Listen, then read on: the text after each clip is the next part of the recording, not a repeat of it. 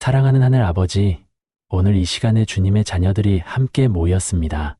주님이 준비하신 놀라운 은혜 위에서 우리가 모이고 있으니 주님의 성령이 이 시간을 주관하시고 우리의 마음과 귀를 열어주시길 간주합니다.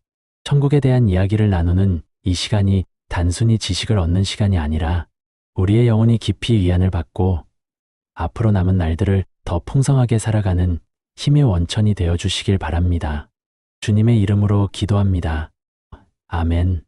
여러분, 오늘 우리가 나누려고 하는 이야기는 어쩌면 우리 평생을 통해 가장 간절하게 기다리고 있었던 이야기일 것입니다. 천국에서 우리는 무엇을 할까요? 이 질문은 우리가 어린 시절 처음 교회를 방문했을 때부터 아니면 신앙의 길을 걸어오면서 하나의 질문으로 마음 깊은 곳에 남아 있었던 질문이었을 것입니다. 그런데 이 질문에 대해 제가 솔직하게 말씀드리고 싶은 게 있습니다.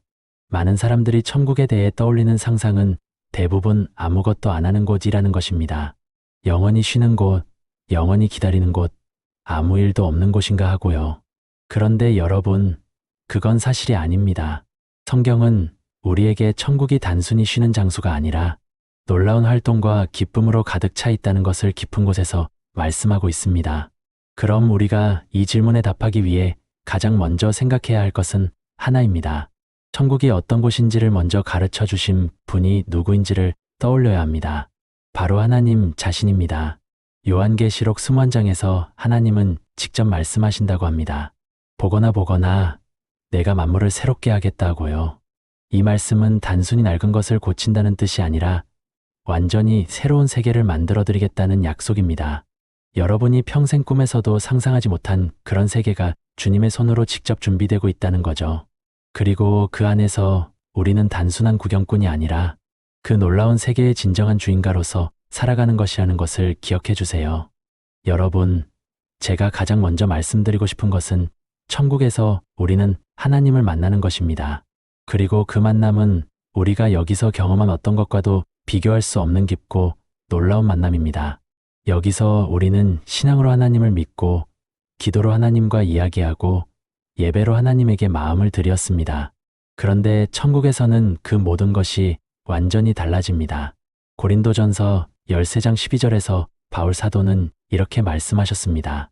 우리가 지금은 거울을 통해 들여다보는 것처럼 보고 있지만 그때에는 얼굴을 보는 것처럼 볼 것이다.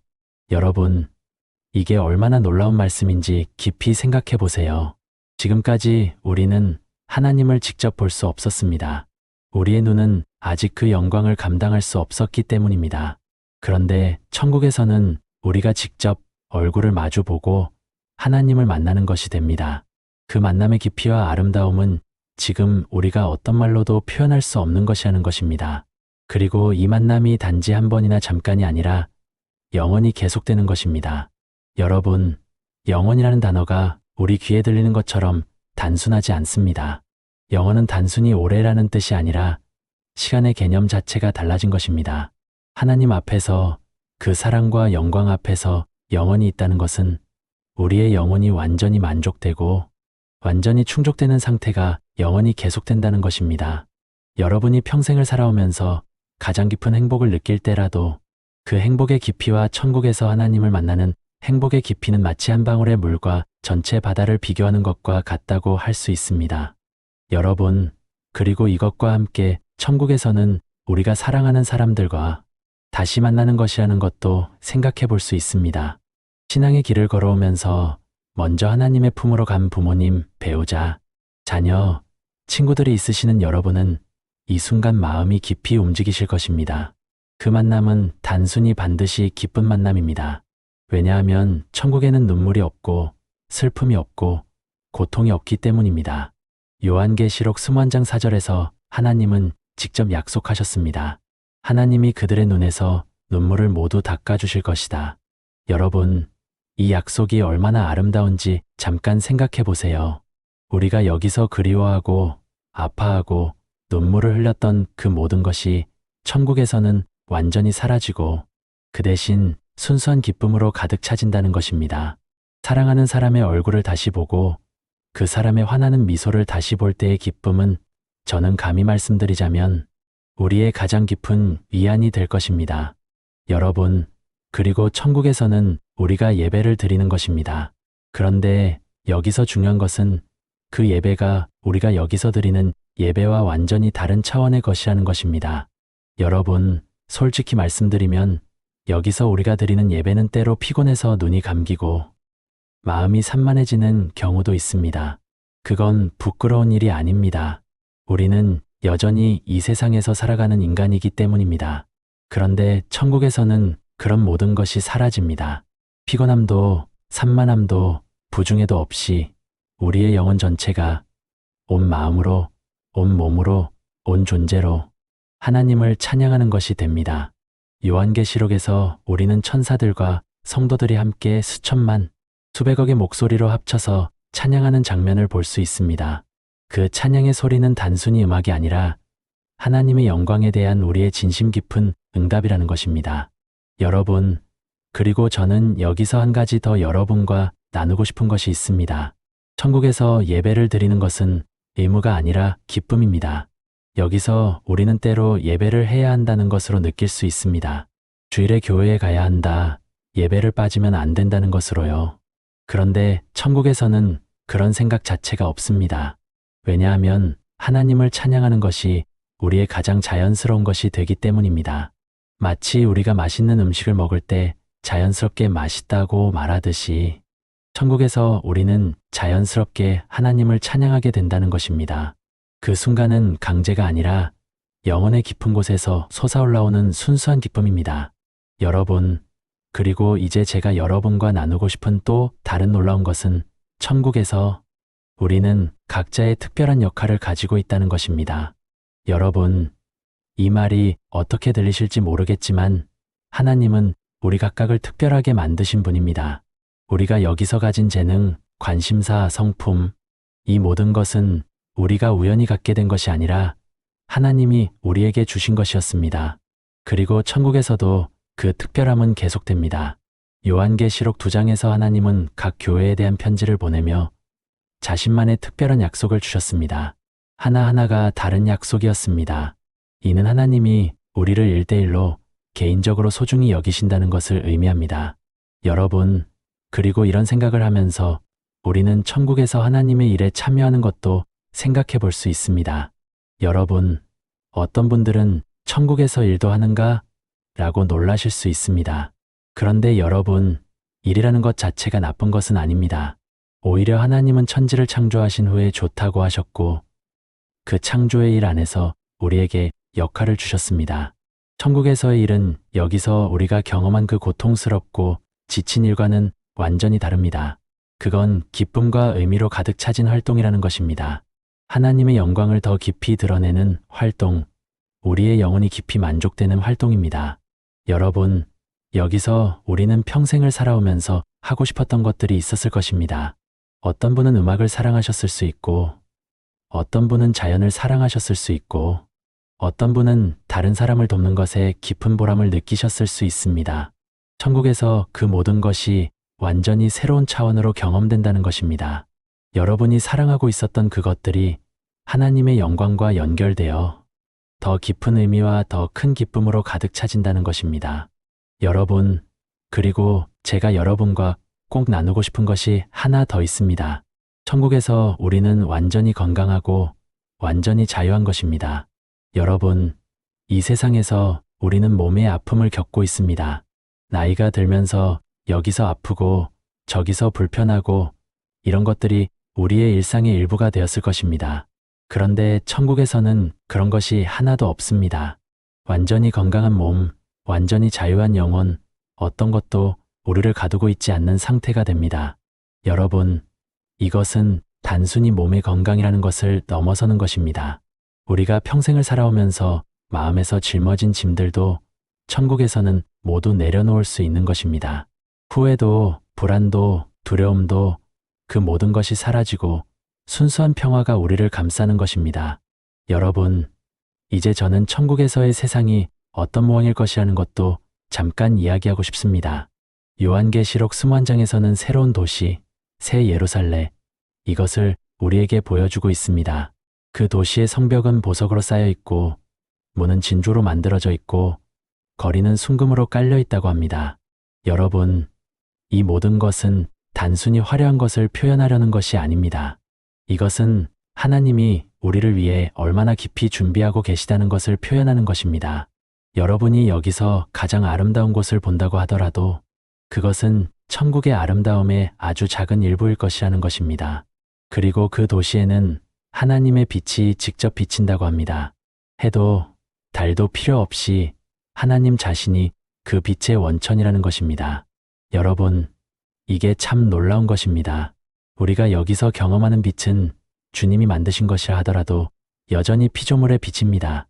그런데 천국에서는 하나님 자신의 영광이 직접 우리를 비우는 것이라는 것입니다. 그 빛 안에서 우리는 완전히 새로운 세계를 경험하는 것입니다. 여러분, 그리고 천국에서 우리는 하나님의 은혜의 깊이를 더 깊이 이해하게 된다는 것도 생각해 볼 수 있습니다. 여기서 우리는 신앙으로 은혜를 받고 있지만 그 은혜의 진정한 깊이를 완전히 이해하지 못하는 경우가 많습니다. 왜냐하면 우리의 마음은 아직 완전하지 않기 때문입니다. 우리는 때로 의심하고, 때로 불안하고, 때로 하나님의 사랑의 깊이를 의심하는 경우도 있습니다. 그런데 천국에서는 그 모든 의심이 사라지고 우리가 완전히 깊이 하나님의 사랑과 은혜를 받아들이는 것이 됩니다. 에베소서 9장 7절에서 바울 사도는 이렇게 말씀하셨습니다. 하나님은 앞으로 오는 모든 세대에서 그 은혜의 놀라운 깊이를 보여주시려고 우리를 주 예수를 통해 높이 들어올리셨다고요. 여러분, 이 말은 하나님의 은혜는 우리가 여기서 경험한 것보다 훨씬 더 깊고 넓다는 것을 의미합니다. 여러분, 그리고 저는 여기서 한 가지 중요한 것을 여러분과 나누고 싶습니다. 천국에 대한 이야기를 듣고 계신 여러분 중에 어떤 분들은 혹시 그런 곳이 정말 있을까? 라는 생각을 하실 수도 있습니다. 그리고 그 질문은 아주 솔직한 질문이라 여러분이 그런 마음을 가지고 계시더라도 부끄러운 것은 아닙니다. 그런데 여러분, 우리 신앙의 근거는 단순히 우리의 상상이 아니라 하나님이 직접 약속하신 것입니다. 요한계시록의 마지막에서 하나님은 직접 이것들은 참이고 진실하다고 말씀하셨습니다. 그리고 우리의 주 예수 그리스토스 자신이 내 아버지 집에는 가루어진 곳이 많다고 직접 말씀하셨습니다. 여러분, 이것은 우리의 주님이 직접 우리에게 약속하신 것이라는 것입니다. 여러분, 그리고 이 약속을 생각하면 우리는 지금 여기에서의 삶도 달라진다는 것을 깨닫게 됩니다. 왜냐하면 천국이 우리의 최종 목적지라는 것을 깊이 깨닫고 있으면 지금 여기서 겪고 있는 어려움들도 우리의 눈에 다르게 보이기 때문입니다. 로마서 8장 18절에서 바울 사도는 이렇게 말씀하셨습니다. 현재의 고통은 앞으로 나타날 영광과 비교할 수 없다.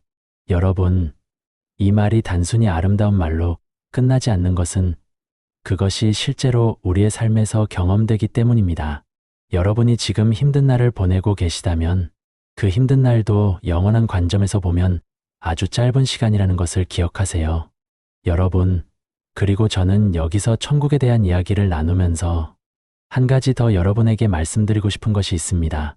천국에서 우리는 완전히 용서받은 존재로서 살아가는 것입니다. 여러분, 우리 모두는 평생을 살아오면서 후회하는 것들이 있을 것입니다. 내가 왜 그때 그렇게 했을까?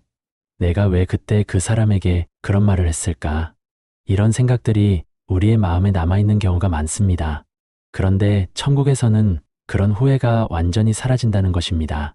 왜냐하면 주님이 우리의 모든 죄를 완전히 사유해 주시었기 때문입니다. 시편 103장에서는 하나님이 우리의 죄를 동쪽에서 서쪽까지 멀리 치우셨다고 하셨습니다.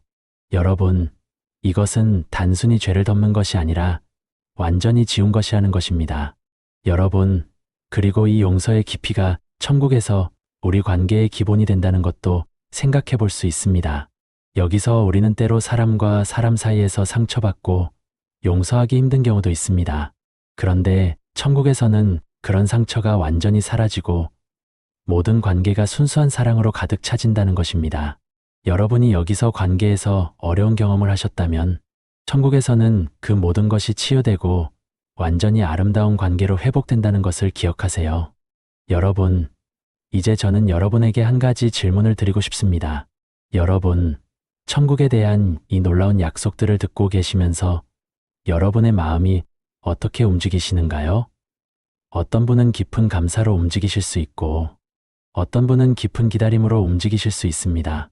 그리고 어떤 분은 혹시 나는 그런 곳에 가도 될까? 라는 마음이 드실 수도 있습니다. 여러분, 만약 그런 마음이 드신다면 그것은 완전히 이해하는 마음입니다. 그런데 여러분, 하나님은 우리를 사랑하고 계십니다. 그리고 그 사랑이 우리를 천국으로 인도하는 것입니다.